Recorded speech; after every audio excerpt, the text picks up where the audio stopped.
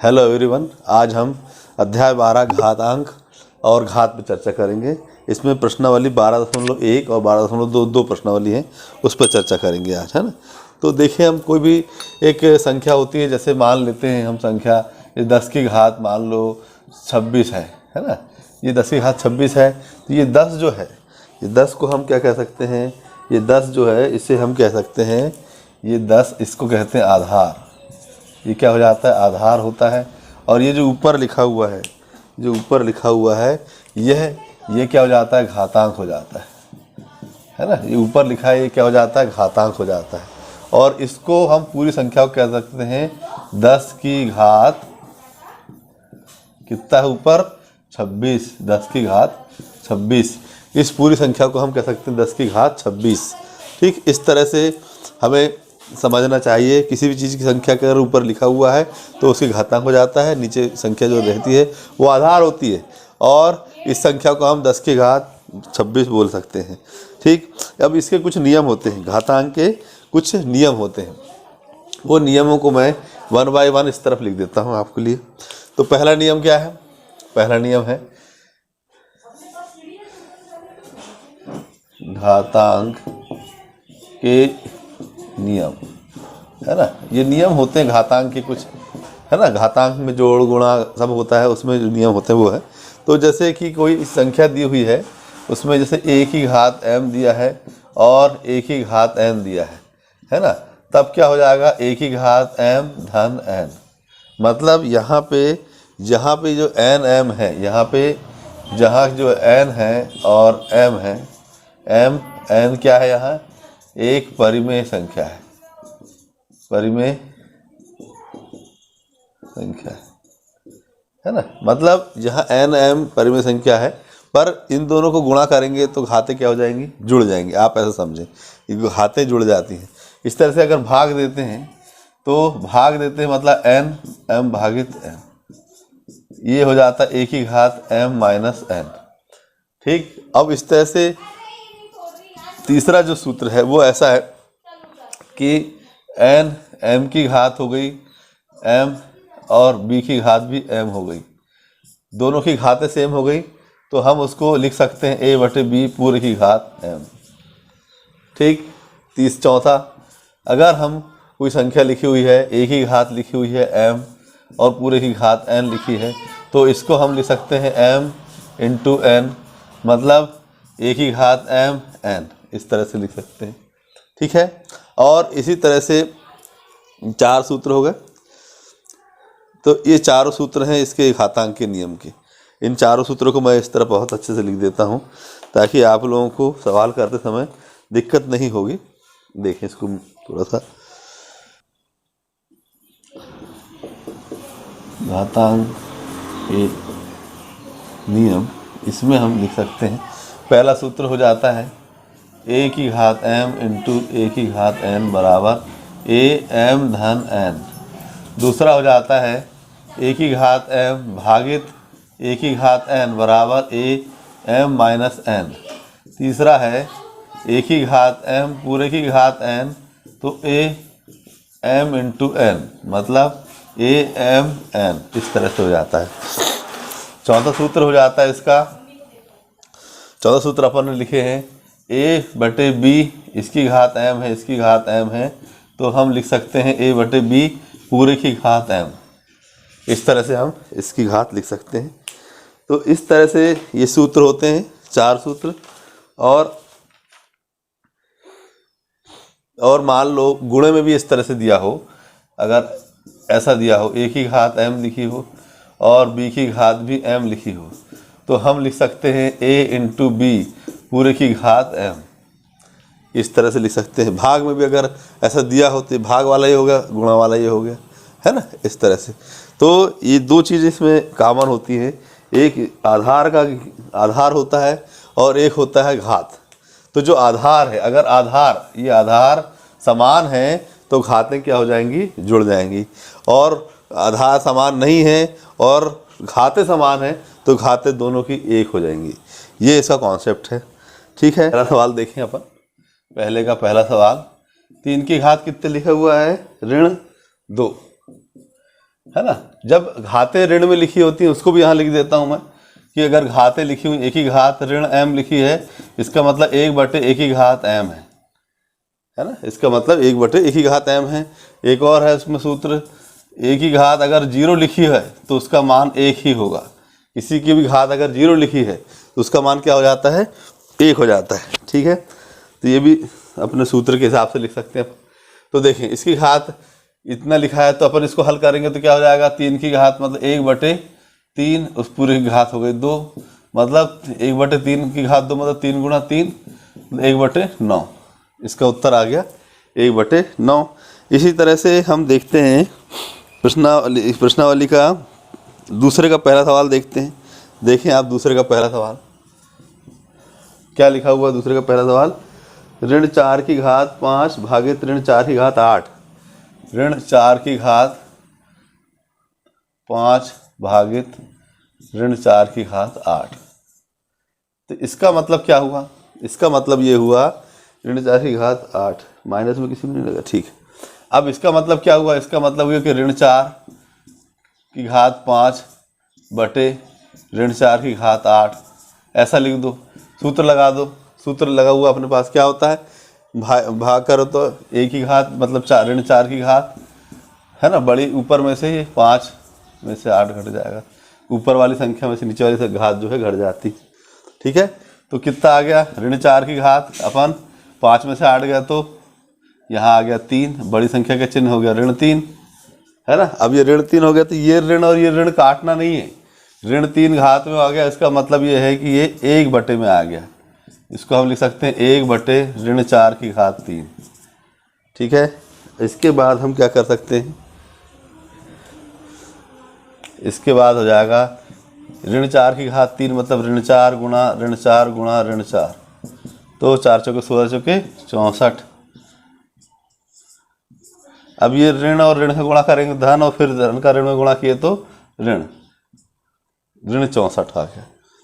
इसको भी लिख देता हूँ यहाँ पे मैं 8वें नंबर में, ऋण का ऋण में गुणा करते हैं तो धन हो जाता है, और धन का धन में गुणा करते हैं तो धन होता है।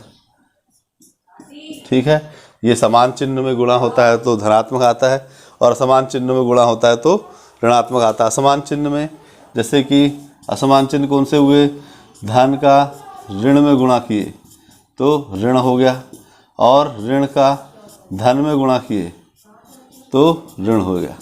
असमान चिन्हों का जब गुणा करेंगे हम तो ऋणात्मक आ जाएगा, और समान चिन्ह का गुणा करेंगे तो वो धनात्मक आ जाएगा।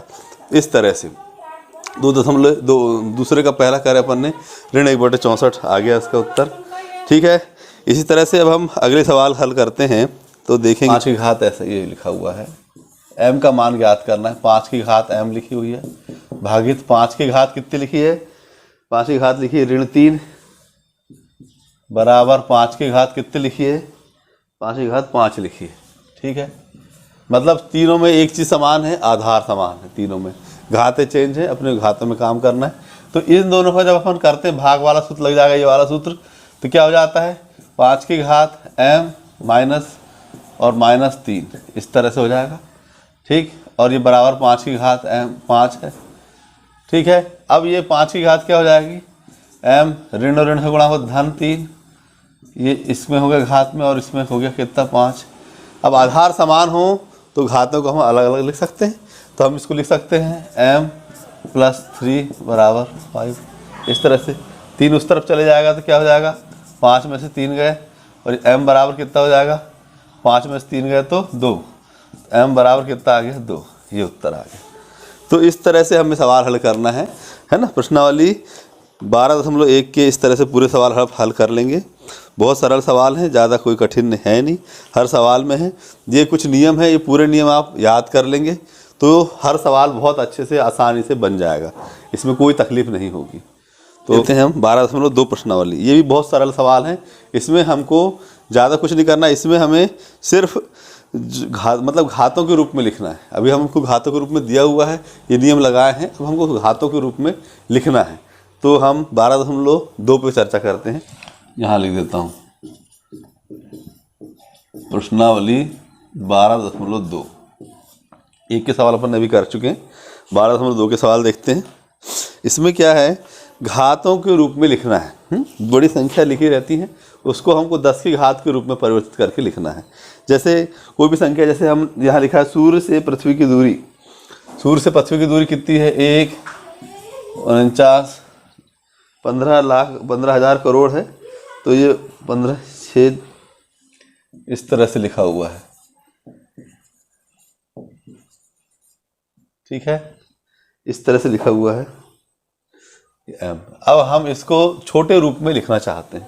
हम चाहते हैं कि ये इतना बड़ा, हमको ये शून्य याद नहीं रह पाएगा वहाँ परीक्षा में, तो हम कैसे लिखेंगे, इसे कैसे लिखेंगे, इसी चीज़ के लिए यहाँ 1 दशमलव और यहाँ 4 9 लिखे अपन ने। मतलब हमने शून्य जो है यहाँ से कम करते गए हैं। कितना कम, इधर से इस तरफ गए हैं, है ना।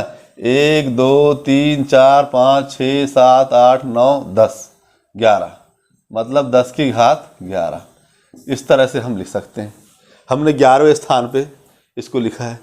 यहाँ से फिर से गिनते हैं, 1 2 3 4 5 6 7 8 9 10 और ये 11वां स्थान पे हमने दशमलव लगाए हैं, तो हमने 10 की घात 11 लिखे हैं। और जब हम इस तरफ ले गए, इसको क्या ले गए हैं अपन ने, शून्य को इस तरफ ले गए, तो हमारी ये घात जो है कैसी है, ये धनात्मक है। ये कैसी घात है, धनात्मक आई है, ठीक है। अब इसी का उल्टा लेते हैं हम कि भाई कोई संख्या लिखी हुई है, जैसे ये लिखी हुई, पौधे की कोशिकाओं का आकार होता है 0.024 और लिखा है 5 6 लिख देता हूँ, 12.75 इस तरह से कुछ लिखा है। अपन ने ज़्यादा दशमलव लगा दिए। ये कुछ संख्या लिखी है, इसको हमको इस रूप में लिखना है, तो हम यहाँ पे दशमलव लगाना चाहते हैं। ये 1 के बाद दशमलव, 1.275 इस तरह से हम लगा दिए, यहाँ गुणा लिख दिए। अब ये दशमलव यहाँ से इस तरफ गया है, कितना गया है, 1 2 3 4 5 6 7, 7वें अंक पे दशमलव पहुँच गया है। तो 10 की घात कितनी हो गई, 7। लेकिन ये इस तरफ गया है, इसलिए 7 कैसी हो जाएगी, ऋणात्मक हो जाएगी। मतलब घात, दशमलव को अगर हम इस तरफ ले जाते हैं तो घात कैसी हो जाती है, घात ऋणात्मक हो जाती है, ऋणात्मक हो जाती है। और घात अगर दशमलव को इस तरफ ले जाते हैं हम, तो घात कैसी हो जाती है, धनात्मक हो जाती है। इसका मेन कॉन्सेप्ट यही है लिखने का, धनात्मक और ऋणात्मक। अगर घातों को, शून्य को हम, अगर इसको हम इसमें गुणा करेंगे तो ऐसा आ जाएगा, और हम इसको 10 की घात ऋण 7, 10 ऋण की घात के जब हम भाग देंगे तो ऐसी संख्या आ जाएगी। एक हम और सवाल लेते हैं, साधारण सवाल लेते हैं। मान लो 7 बटे लिखा है 1000 लिखा है ना, 1000 लिखा है, मतलब 7 गुना 10 की घात 1 2 3 शून्य लिखें, मतलब ऋण 3 हो गया, ठीक। अगर हम इसको पूरी तरह से भाग दे देते हैं, इसको भाग देंगे तो क्या हो जाएगा, 1 2 यहाँ दशमलव लग जाएगा। इसको हम ऐसा बदलेंगे, 7 बटे 1000 लिखेंगे, दशमलव का 1 बाकी का शून्य लगाते हैं, दशमलव का 1 बाकी का शून्य लगा देते हैं, और फिर जितना आया उसको घात में लिख सकते हैं, ऋण के रूप में। तो इस तरह से हमें लिखना है। तो प्रश्नावली 12.2 का हम एक सवाल लेते हैं। जैसे पहला सवाल लिखा हुआ है, किसी मानक रूप में व्यक्त कीजिए, ठीक है। इसे मैं मिटा देता हूँ। तो ध्यान रखना आपको, अगर शून्य को इस तरफ लाना है, मतलब दशमलव यहाँ लगा है, इसको इस तरफ लाना है यहाँ पे, तो हमें घात धनात्मक को लिखनी पड़ेगी। और दशमलव इस तरफ लिखा हुआ है पहले, ये मतलब 1 से छोटी संख्या रहती है जनरली, तो इस तरफ से इस तरफ लाना, तो ये घात क्या हो जाती है, ऋणात्मक हो जाती है। पहला सवाल लिखा हुआ है, क्या लिखा है भाई, दशमलव 2 2 4 2 6 2 8 2 10 2 12 1 2 3 4 5 10 इस तरह से कुछ लिखा हुआ है ना। अब हमको चाहिए, इसको हमको बदलना है, तो क्या लिखेंगे, 8.5 लिखेंगे, और जितने भी अंक में ये दशमलव लिखा है, शून्य लिखा है, उसके शून्य के लगा देंगे यहाँ दशमलव। 1 2 3 4 5 6 7 8 9 10 11 और ये 12, मतलब यहाँ गुणे में 10 की घात 12 हो जाएगी। अब अपन चूंकि इस तरफ ले जा रहे हैं, तो ये घात कैसी हो जाएगी, ऋणात्मक हो जाएगी। इस चीज़ का हमको खास ध्यान रखना है कि घात कैसी हो जाएगी, ये ऋणात्मक घात हो जाएगी, है ना। फिर ये सवाल हो गया, इसका हल इतना ही करना है, बस हो गया। इसको इस रूप में लिखना, मानक रूप में लिख दिया अपन। फिर इसका दूसरे का अपन अगर और दूसरा सवाल देखते हैं तो 5वां नंबर का सवाल देखते हैं। इसमें हम 5वां नंबर का सवाल क्या लिखा हुआ है। 5वां नंबर का सवाल लिखा हुआ है कि भाई 3186 और कितने शून्य लगे हैं, 2 2 4 2 2 4 2 6 2 8 शून्य लगे हैं, 2 6 8 है ना, 8 शून्य लगे हैं। तो हम यहाँ पे दशमलव को हम यहाँ नहीं ला रहे हैं, यहाँ ला रहे हैं। तो जहाँ ला रहे हैं वहाँ तक हमको काउंट करना है ना। तो हम लिखे 3.168 इतना लिखे। इसको हम दशमलव यहाँ से यहाँ तक ला रहे हैं, कितना लंबा ला रहे हैं हम देखें। तो यहाँ से ला रहे हैं हम 1 2 3 4 5 6 7 8 9 10 11वां स्थान इधर खसका रहे हैं, है ना। तो हम यहाँ लिखेंगे 10 की घात 11। चूँकि इस तरफ ला रहे हैं ये तो धनात्मक में है, तो इसलिए घात कैसे रहेगी, धनात्मक में रहेगी।